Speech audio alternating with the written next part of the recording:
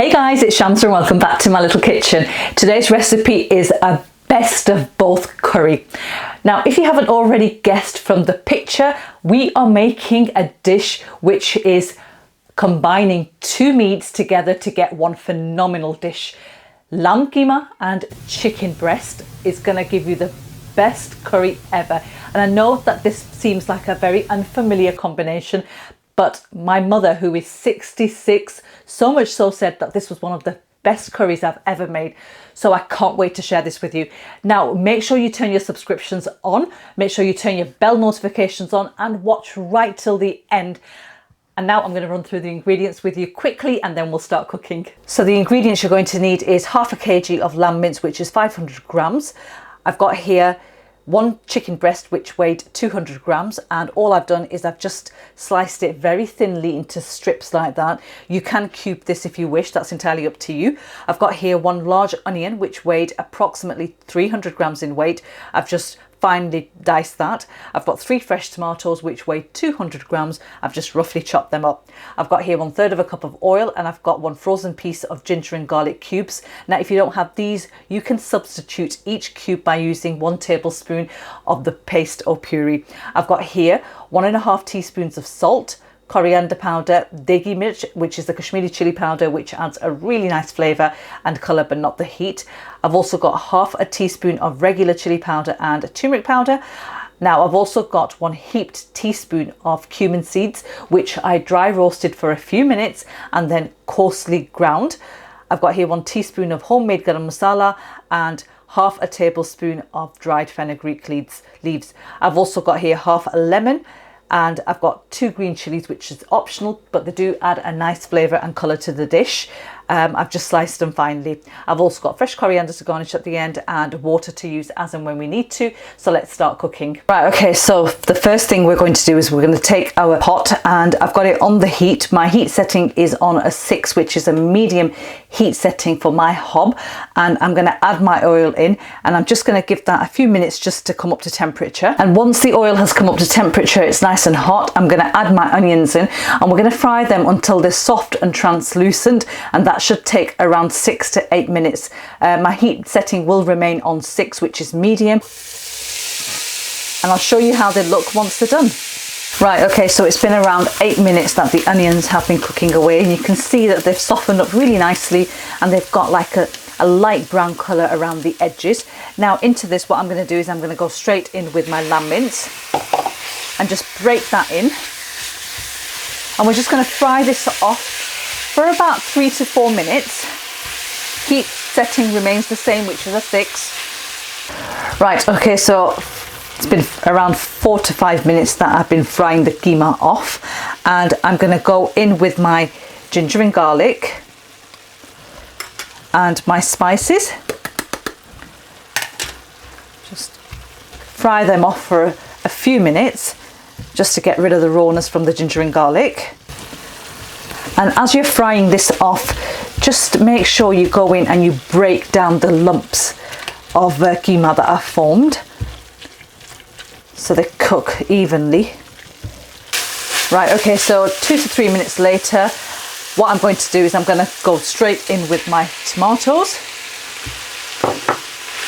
and using the cup measurement that we use for our oil, which is 1/3, I'm going to add 1 cup, which is 1/3 of a cup of water into that. Right, okay, so we're just going to pop the lid on now and allow that to cook away on a heat setting of 6, which is a medium heat setting for my hob, for 15 minutes, stirring occasionally in between, and within 15 minutes the onions and the tomatoes will break down nicely to make a really nice sort of like thick masala. So I'll see you guys back in around 15 minutes time. Right, okay, so it's been around 15 minutes that the keema, the mince, has been cooking away.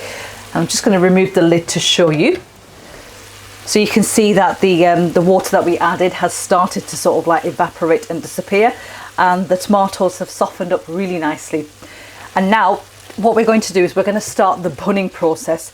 So with the bunning process, all we're doing is we're basically cooking all these ingredients down further. So all the tomatoes and the onions will break down, the mince will sort of like dry fry. in the masala, and we're going to do that for around 10 to 12 minutes. So I'm going to turn my heat setting up now to an 8, which is a high heat setting for my hob, and I'm going to allow the water that remains in here to evaporate, and then I'm going to use the water that I've got in my jug here and add small amounts of water into this, and keep sort of like constantly just sort of like moving the keema, the mince around, and cook this for a further 10 to 12 minutes. And after around 12 minutes, I'll show you how this looks, and we'll move on to the next stage of the recipe. Right, okay, so it's been around 12 minutes that I've been buning the mince, and you can see it's really nice and dry. The tomatoes have broken down really nicely along with the onions. And into this now, what I'm going to do is I'm going to add 1 cup, which is 250 millilitres of boiled kettle water, straight in like that. I've had to turn my heat setting down because it was steaming the camera over. So I'm just going to turn it up a little just to sort of like bring this up to heat. And then I'm going to add my chicken into this. Just give that a mix like that. Just make sure that the strips have like mixed well into the keema here, the mince. And I'm also going to add more than half of the green chilies in, and I'm just going to leave a few to just sort of like add right at the end. And then what I'm going to do is I'm going to turn my heat setting up to allow it to come up to heat, because obviously it's not hot enough. And once it's like bubbling away, which it is doing now, I'm just going to give it a couple of more minutes, and then I'm going to pop the lid on, turn my heat setting down to a 4, which is a low heat setting for my hob, and allow it to cook away for 10 minutes. Now, because the chicken strips are really, really thinly cut, they don't require that much cooking. Do give it a mix halfway through the 10-minute cook, because you obviously want the chicken to be evenly cooked all the way through. Right, okay, so that's now nice and hot. It's bubbling away. So I'm just going to turn my heat setting down to a 4. And then pop the lid on. So I'll see you guys back in 10 minutes time. Right, okay, so it's been 10 minutes that the chicken has been cooking away, and I'm just going to remove the lid to show you. So you can see that the oil has started to separate and come to the surface and around the edges, and this looks wonderful. Oh, it's the smell, the aroma is just phenomenal. And we are just going to finish the dish off now, and into this I'm going to add my lightly toasted cumin seeds, which I've crushed coarsely, and this will add a really nice sort of like pop of flavour in there. My garam masala, the dried fenugreek leaves, I'm just going to crush between the palms of my hand to release more flavour and aroma, like that. And then the lemon juice, I'm just going to squeeze that over, and this is going to give a really nice sort of like tartiness to the dish. Perfect. And just give that a mix. There we are. Perfect.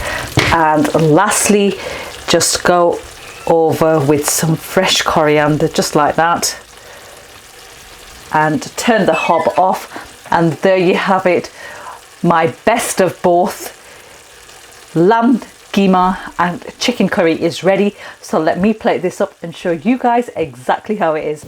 And there we have it, guys. My keema and chicken curry is all plated up, and I'm going to try this and tell you guys exactly how it is. But before I do that, that aroma you cannot beat. I can smell the toasted cumin seeds that are in there. The fenugreek leaves and the keema and chicken combination is just making me salivate. So I'm going to go right in and try this and tell you guys exactly how it is.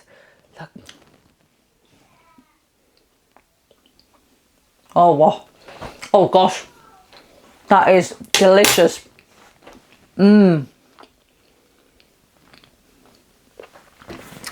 When I tell you that's delicious, believe me, it's delicious.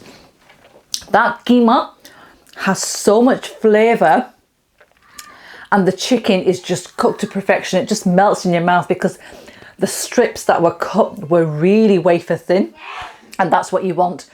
And the pop of the cumin seeds coming through right at the end is just out of this world.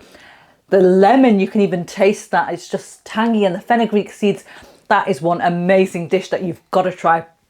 Guys, I'm going to leave you with this. Head off camera and enjoy this with some naan bread. This recipe will happily feed 2 to 3 people, quite generous portions, 4 at a push. I hope you've enjoyed it. If you have, don't forget to give it a thumbs up, a like, and I'll catch you soon with a new one. Till then, take care and happy eating.